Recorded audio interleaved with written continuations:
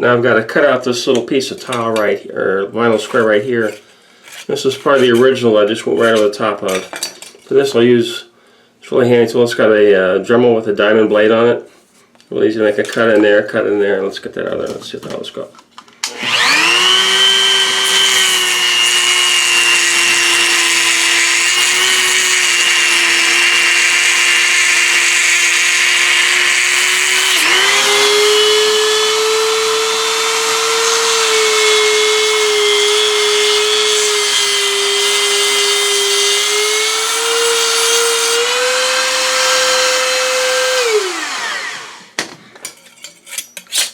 Got it.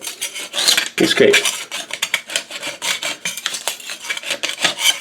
Alright.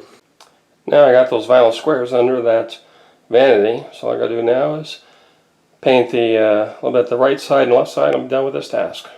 So now I got all that vinyl squares underneath that new vanity. Covered with concrete, painted, touched up the right side of that guy. On the right there, painted him.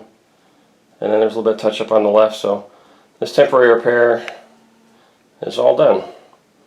One less issue with an appraisal. On to the next project.